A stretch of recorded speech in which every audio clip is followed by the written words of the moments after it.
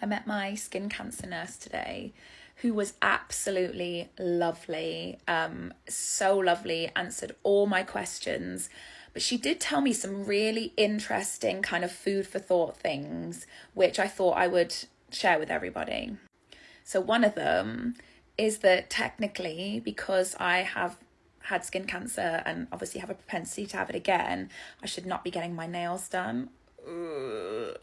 Obviously I have my nails done. I love having my nails done, and I get my toes done. I've only just started getting that though. But she said because we can't see our nail beds, skin cancer can form on our nail beds. And she said you can keep getting them done, but I'd have breaks where you're giving your nail beds some time, obviously having a good look at them to make sure there's no skin cancer underneath, because that can happen.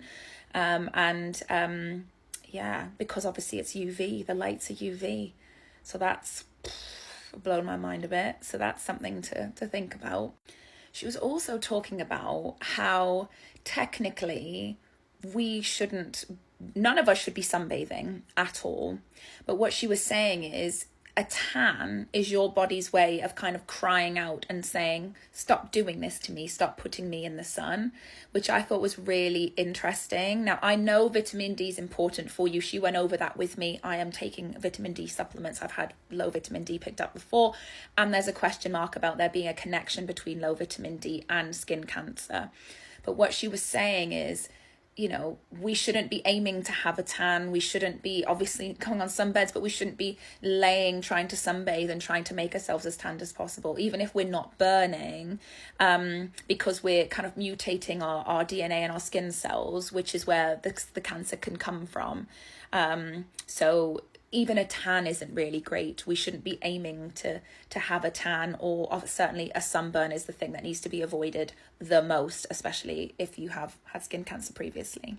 But what she did say, which I found really helpful, and my partner was with me, and I think it was helpful for him to hear what she had to say, is that technically someone who has skin cancer or has already had it or had it removed, whatever, they don't have to do anything different than what everybody else should be doing, which is staying out of the sun in peak hours when the UV is high, wearing high factor SPF, and, you know, just protecting ourselves from sunburn as much as possible, but obviously protecting ourselves from the sun. We talked about getting, like, should I get a UPF 50 kind of vest thing, which I might just get anyway, just to feel a bit more protected. But she said, you know, just a good thick cotton t-shirt will do the same job. And those are the kind of things to aim to be wearing if I'm out and about and the things. So something with like a thicker cotton to protect the skin, but to put sun cream on everywhere before you get dressed, like absolutely everywhere all over your body, which I will be doing, you know, at home ready for my honeymoon. She said you should wear sun cream in this country between March and October, which I'd always wear SPF on my face, but not necessarily my body. But again, because I have a high propensity to having cancer again, that's something I should be doing. Yeah, she just had loads of really helpful things to say. She said my specific cancer, that it was, I don't know, I want to say it was good, but there were certain, like, I don't have very high risk factors, like they were looking for certain things, and I was none, you know, so I basically 98% chance I'm going to be fine. She said I'm very unlikely to have to see you again as long as you're you know, being safe in the sun and you're keeping an eye on your moles, etc. So I thought that was really helpful.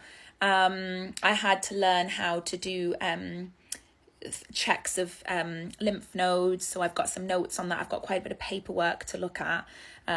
So she said some of it might sound a bit scary, but it's for people who have melanoma that's higher stage than you, but it's always worth having a read of. And yeah, she was great. She was very reassuring, and I think, you know, as long as the choices are good now, hopefully I should be all right. And just kind of heeding her advice, wearing hats, keeping covered up where I can, and, you know, basically wearing higher SPF and not laying out sunbathing for hours of the day without protection, which is something that, as I say, we should all be doing and be mindful of. And she was saying what can be really helpful for dermatology is getting pictures. So if there's a mole you're not sure of, taking a picture of it on an iPhone and making clear where it is, and then taking more if you're not sure if things seem to be changing. It's the best way to show the dermatology department if you're not sure about something as well. So yeah, I mean, very helpful, very reassuring. Fingers crossed, I'm going to follow everything she says. I see my plastic surgeon on Thursday. Looking forward to seeing what he has to say. And you know, we'll see how things go. We'll see how big my scar ends up being. But she was reassuring about that as well, and that it would, because of the line of it, it would blend into my neck. So yeah, all good.